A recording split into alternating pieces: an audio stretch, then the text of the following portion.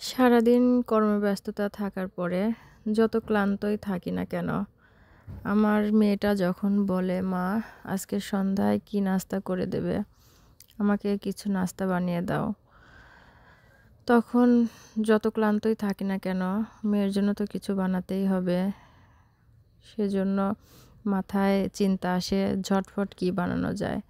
আসসালামু আলাইকুম, আমি রাখি কুক অ্যান্ড ব্লগের পক্ষ থেকে আপনাদের জন্য নিয়ে আসলাম নুডলসের ঝটফট একটা রেসিপি।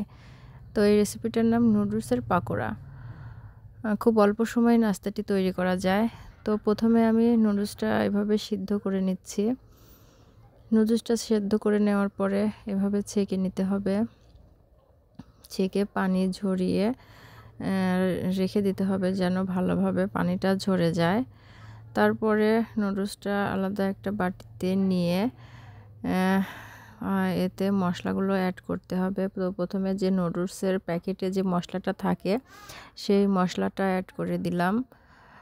তারপরে আমি এখানে আরও কিছু মশলা যেমন পেঁয়াজ, কাঁচামরিচ, তারপরে লবণ, একটা ডিম,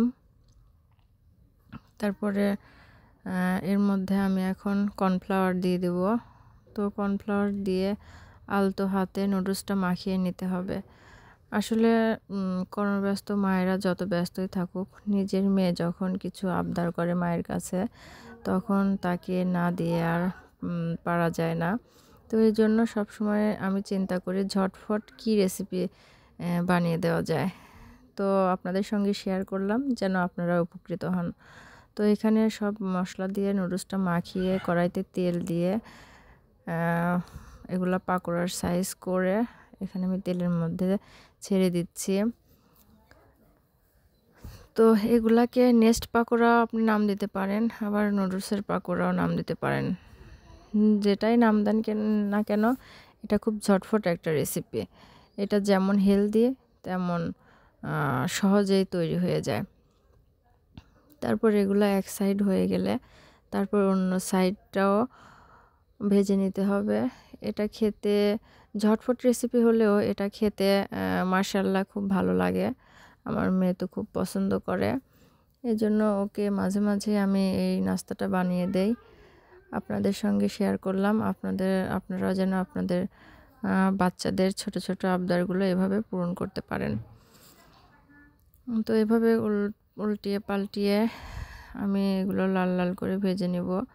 তো এখানে কর্নফ্লাওয়ার দিয়েছি। কর্নফ্লাওয়ারটা দেওয়ার জন্য এই নাস্তাটা ঠান্ডা হয়ে যাওয়ার পরেও খুব ক্রিস্পি একটা ভাব থাকবে।